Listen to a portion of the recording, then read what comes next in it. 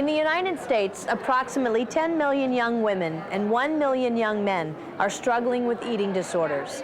Although people are talking more openly about eating disorders today, it's a problem that's not going away, and many researchers say it's only getting worse. Fortunately, there's hope. What am I going to eat today? Do I have to eat today?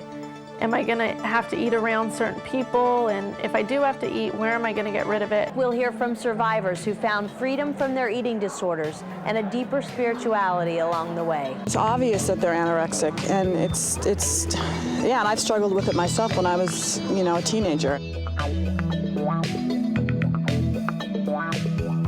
My best friend right now, I think, is on the verge of it, and I could see it starting, but she doesn't think there's anything wrong with it right now, and I'm just trying to get her back into her old habits and not, eating a little more and not exercising as much. Unfortunately, eating disorders are a sad fact of life for millions of young people across the country.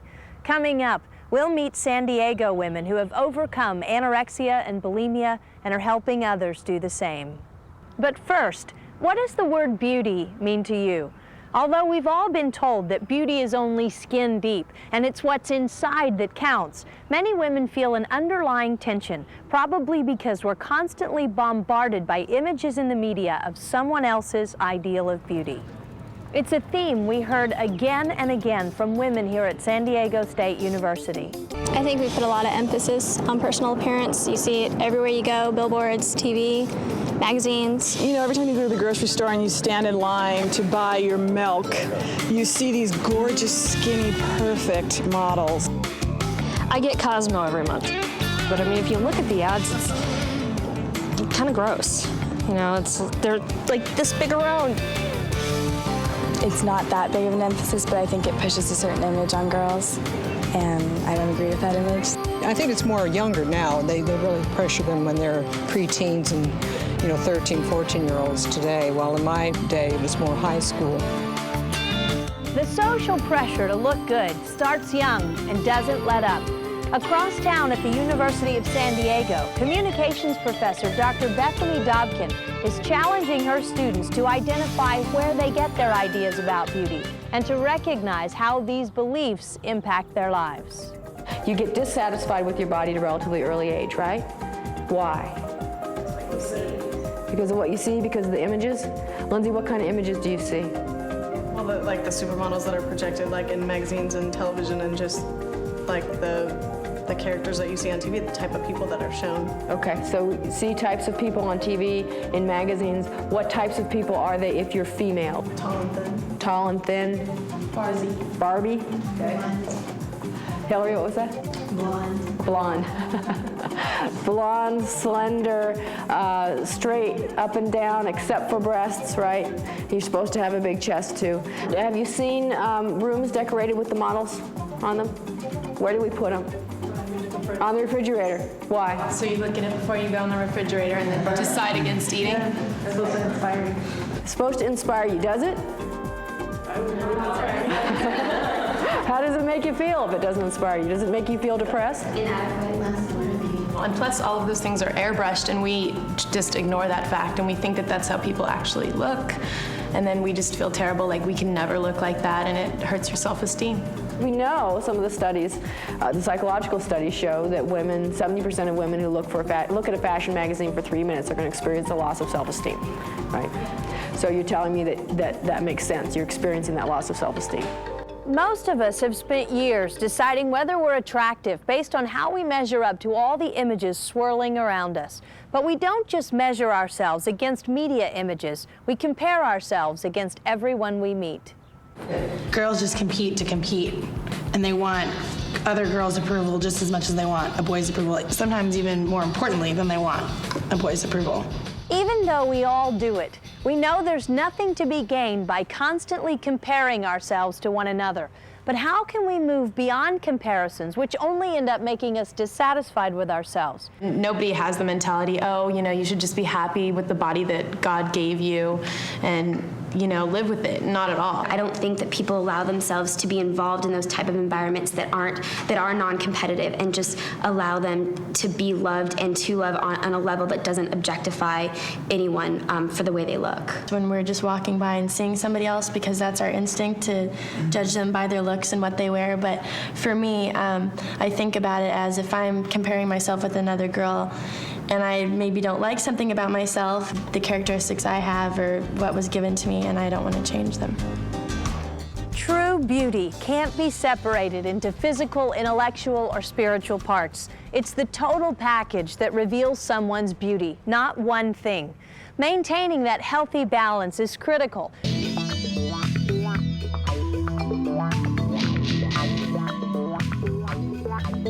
Eating disorders are the single most lethal psychiatric disorder in this country. More people die of eating disorders than any other mental illness. Treatment specialists commonly identify three main categories of eating disorders. Dr. Trish Stanley runs Teen Eating Disorder Solutions in San Diego. Anorexia nervosa has several key symptoms. The first is either a weight loss or a failure to gain to a normal weight. There's an obsession with shape and body image, including a distorted body image where the person is thin but feels themselves to be fat. With bulimia nervosa, there is a process of binging and purging, and binging isn't necessarily a huge quantity of food. It could even be just a normal meal. But the sense is with bulimia that there's too much food, that it's really not comfortable, and that it's not safe, or that it's bad. And so there's a desire, an overwhelming desire or obsession to get rid of the food, and that can be by vomiting or by using laxatives or diuretics or by overexercise. And there's also a third category called binge eating disorder, where there's binging without any effort to compensate by using laxatives or diuretics or vomiting. Dr. Divya Kakaya is the director of a treatment center in San Diego called Healthy Within. She says it doesn't take long for people with eating disorders to suffer serious and potentially fatal health effects as a result of their behaviors. The number one complication that we worry about with anorexia is osteoporosis. Anytime a young girl has lost 3 to 6 consecutive cycles of her period, she's likely to have permanent osteoporosis. The other piece is long-term fertility problems. And for somebody who's bulimic, the main place where their initial medical complication would show up would be the drop in their potassium level, and the most common cause of death would be heart failure as a result of reduced potassium levels. Yeah. The other cause of death with eating disorders is actually suicide, because depression is such a commonly linked part of an eating disorder. Cool. Neely Weir is a 19-year-old college student who hid her struggle with bulimia throughout high school. My eating disorder began when I was in 8th grade.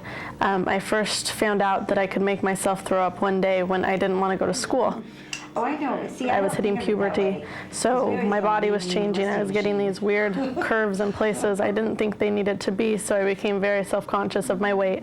Also in 8th grade, there was a ton of chaos kind of going on. I decided that I didn't want to just live with my mom anymore, because I kind of missed my dad. So I would go back and forth. I lived at each house for 2 weeks, and that did nothing but create more chaos in my life.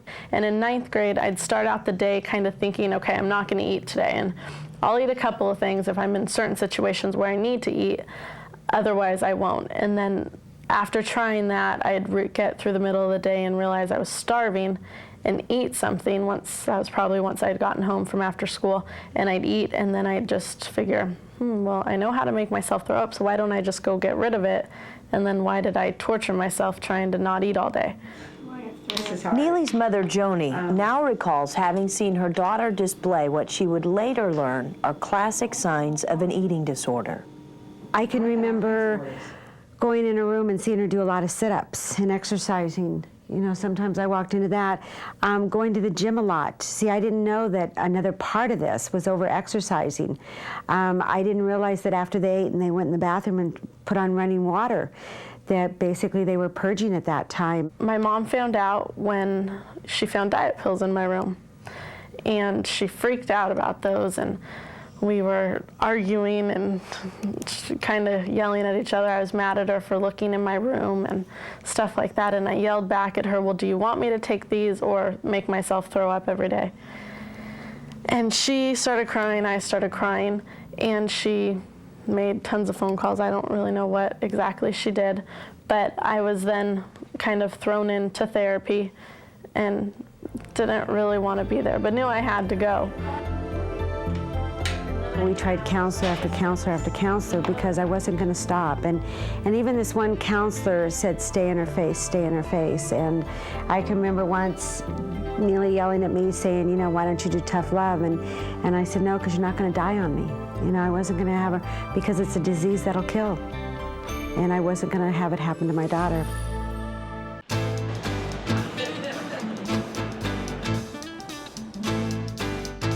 We don't just eat for nourishment and health, we eat for fun, for sport and entertainment. But when we become addicted to food, the fun and joy of eating can quickly go away. Add to that the affliction of feeling the need to empty our stomachs right after we finish eating, then we have a very serious eating disorder. Girls and young women are too often the most vulnerable victims when it comes to eating disorders. It's a very dangerous situation that sometimes turns deadly. Christine Hartline's teenage years were plagued by severe anorexia, which nearly took her life. It just really kind of threw me for a loop, so I started thinking about my body more and obsessing about it more.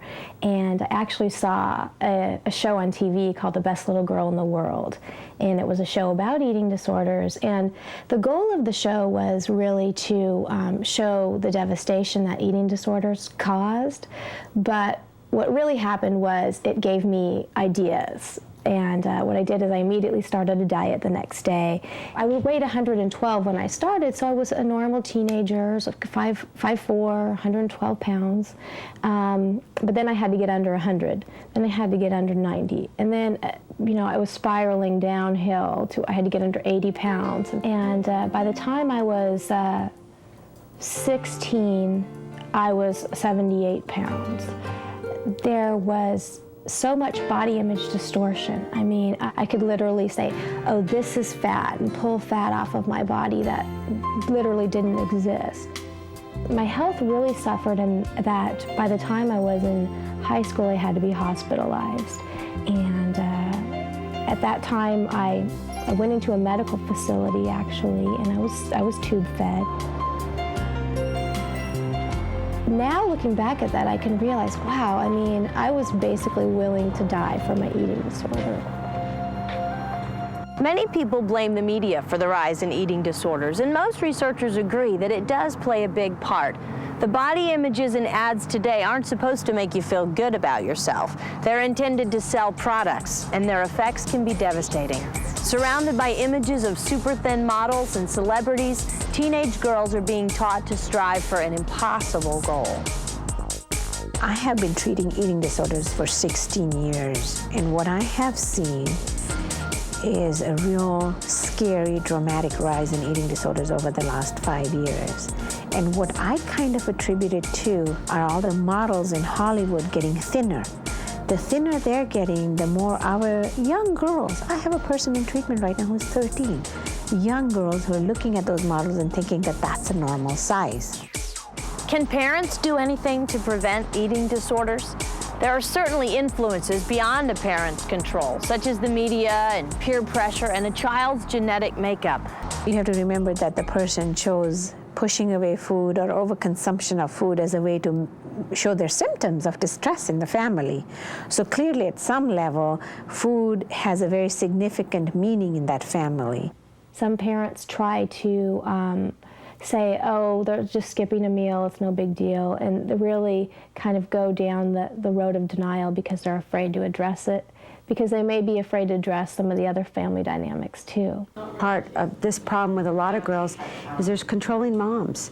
And I played my part in this. I'm in recovery myself. I never thought it would come out as an eating disorder. I was always concerned it might come out either with drugs or alcoholism. But she chose this disease. The thing is, they all boil down to about the same. Usually there's a hole inside you you're trying to fill. recovery, complete recovery, is very, very possible, and it's very much a reality. I was really frustrated at the beginning of therapy just because I really didn't want to go. But in the long run, I'm very grateful that she really did just stick in my face and kept making me go, because I have seen families where the parents have kind of just put their hands up in the air and said, well, we can't do anything else, so if she's meant to get better, she'll just get better. And she was a really good friend of mine, and till this day, she is still not better, and she had started the disease at the same time as me. She's been hospitalized numerous amount of times. She's been away in rehab for 6 weeks at a time, and even though my disease was still very scary, I didn't let it get to that point, but it really wasn't me. She didn't let me get to that point. I know a lot of women go, my thighs are too big, or I have this fat on my arm, and it's all of a sudden we're not this whole human being with all these, you know, wonderful qualities. We're just little pieces of ourselves that we're not satisfied with, and I basically refuse to go down that road anymore, and that's what keeps me pretty healthy too.